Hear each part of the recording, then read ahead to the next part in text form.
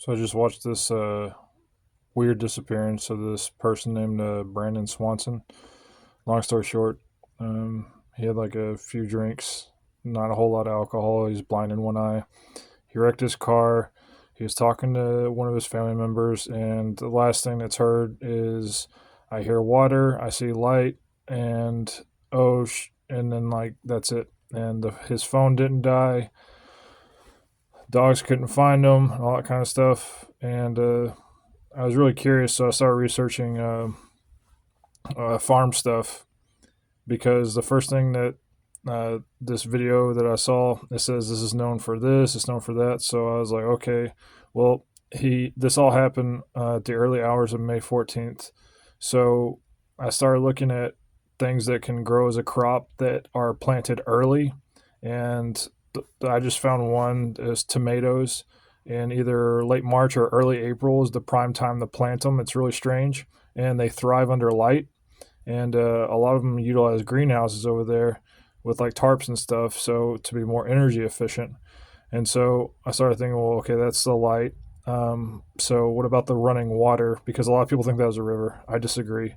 So I looked at some old videos and news stuff from Minnesota because I've never been there. There's this big problem with sinkholes there.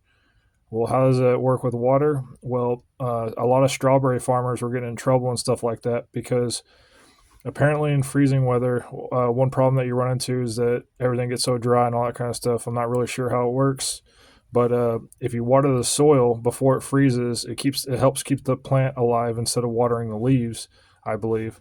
So the problem that they're running into, it would cause this thing called a ice snap sinkhole, where it weakens the area or something around it. So if any weight's randomly applied to it, you create a sinkhole just from trying to overwater the soil underneath the plants.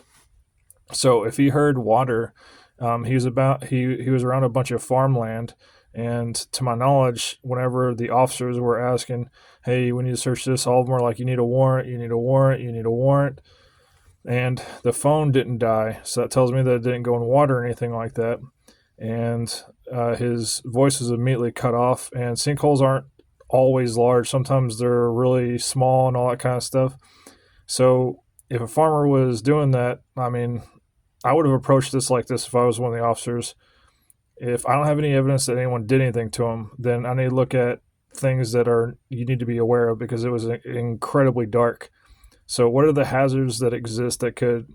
Because he didn't go up in the sky or anything like that, so it had to be somewhere in the ground. The phone still worked. The cops were still calling it, and the dogs can't find him. And whenever a cadaver dog gets, there's something I saw where whenever they go into a graveyard, they start like looking at the trees and barking them and stuff because the smell is like transferred to the trees and all that kind of stuff, and they can't really pinpoint it because there's so many dead bodies in the ground that stuff is growing around it. But it confuses them and stuff like that. I'm not really sure how it works, but that's where I would start looking because that makes a lot of sense to me. I believe that he fell in a sinkhole caused by a farmer watering the soil to prevent his plants from dying, and maybe his phone got stuck in there wherever they fell, and he just didn't tell anyone or moved or something like that. So I guess someone who was trying to grow crops accidentally, like, caused a ice snap dry hole or whatever it's called. That's what I think happened to him, though.